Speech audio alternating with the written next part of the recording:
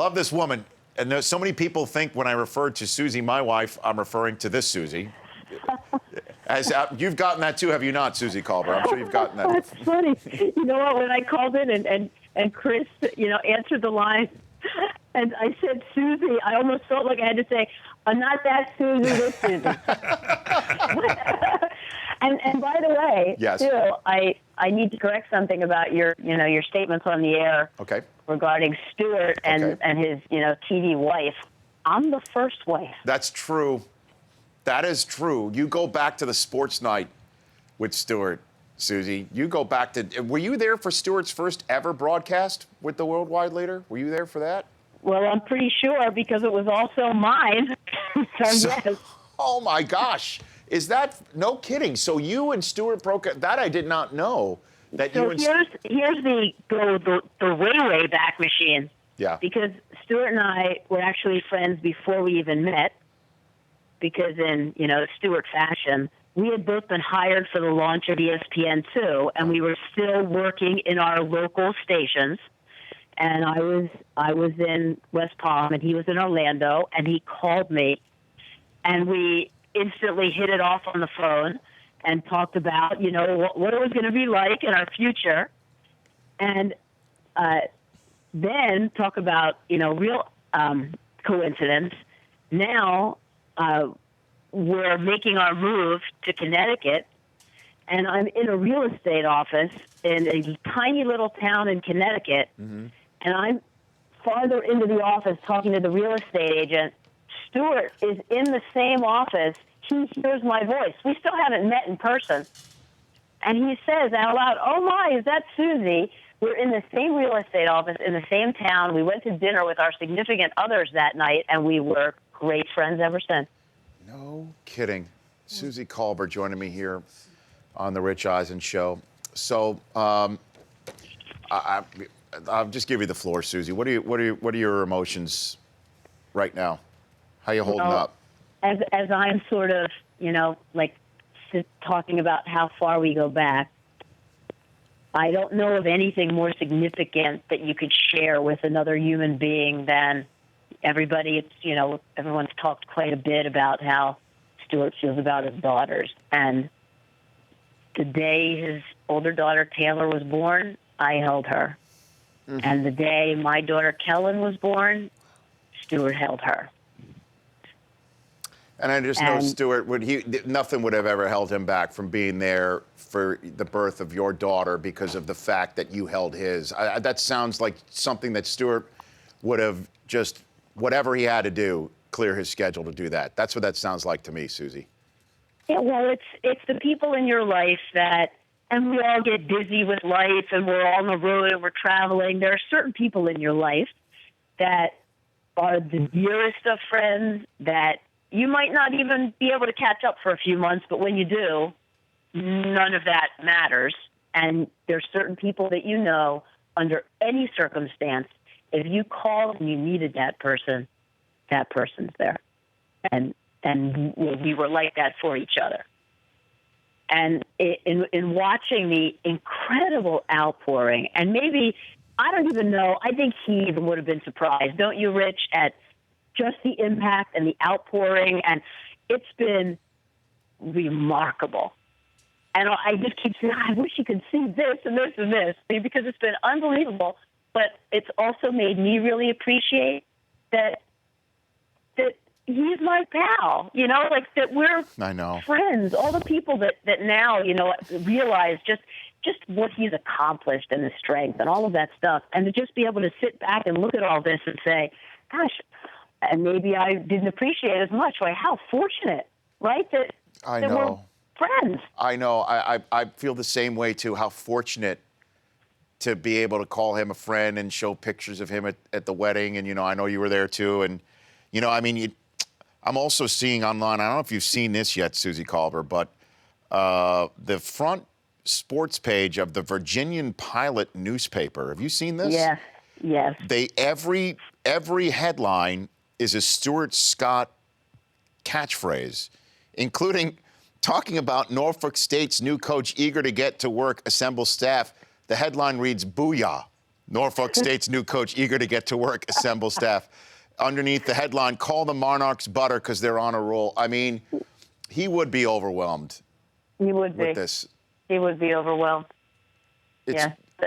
It was so touching to me that, that Bruce Arians, who's such a good guy, and just to really get it. It's constantly putting everything in perspective anyway. And that's how he would start his press conference, on the day after losing such a significant game.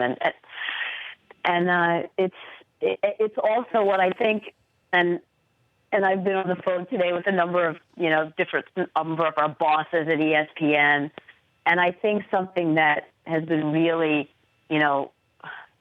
really powerful is that we all know there's very few things in this whole industry that keep people as close together, as close-knit as the ESPN family, and how hard we all worked and where we all came from. And you may have gone on to other things, or Dan, but we all have remained, you feel like a family. Right. And I think that through all of this, we let the audience in. Over the last 36 hours, I think the audience has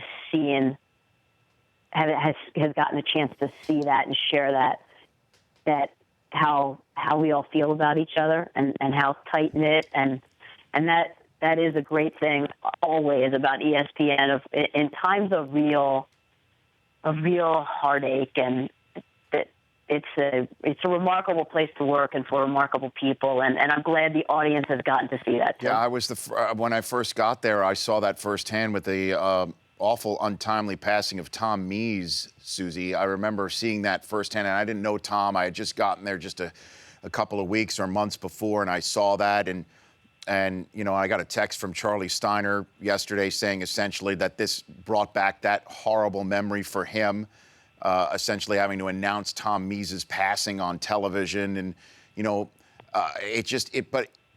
obviously we could show the outpouring of love, but it really matters who we're talking about too, whether it's Tom Mees or in the case of Stuart. And I think so many fans of Stuart's fell deeper in love with him after his speech at the ESPYs this year, and seeing how he let everyone into that world as well. And I know, as I mentioned earlier, that he tightened the rotation as things got later and later for him. You were part of that inner circle for many reasons, including the fact that you were filling his chair on Monday Night Football. And I'd love for you to somehow, some way, let fans know how he was facing all of this from your perspective, Suzy. Well, I think everybody wants normalcy, in those situations. And one of the highlights through all of that, one of the highlights of the week for me was that clockwork every Monday afternoon, I would text him, who do you like in the game? Because he loved to do the picks at the end of the game. All the guys love that, making their picks at the end of our show, leading into the game. And he was always very good at it. And so that was just that. Might seem silly, that little connection every single Monday when I would text him, who do you like? And he would text it back. And then I felt like every Monday I could share a part of him, keep his spirit going, how much he loved being in that chair, how much he loved that assignment and those guys and being out there, and that I could channel him through that every single week. And I enjoyed it personally because we got to be in contact every single week as well. Yeah, and sorry, go ahead. Go ahead. No, go ahead. Please, Suzy, I didn't know. Please continue on, yeah. No, I was going to say that in one of the heartbreaking things was that on Saturday was, our first wild card game on ESPN, and I texted, and at any time that he is delayed in a text, his wonderful girlfriend, Kristen, then I'll text her, hey, I didn't hear from Stuart. It scares me when I don't hear from Stuart. And then I'll hear from her, and then I'll hear from him. And I didn't hear. Oh. And then I didn't hear from her. And we went on the air, and I hadn't heard from them. So I was concerned. And, we didn't know at that moment, what was going on. But I sensed it.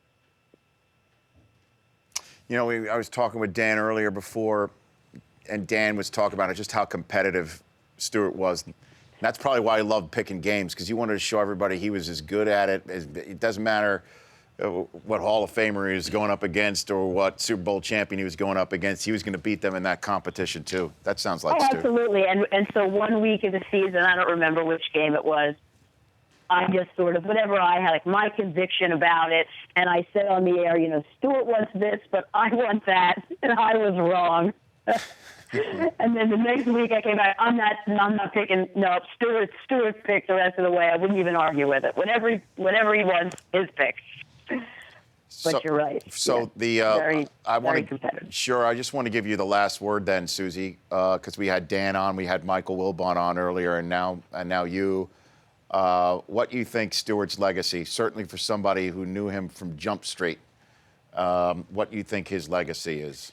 And we've heard it, and we've heard the executives talk about that here was someone who was different, and I got to see that from the side of of all the struggles and of all the resistance, and I went through all of that with him. And I don't know if I even appreciated it as much then as I do now.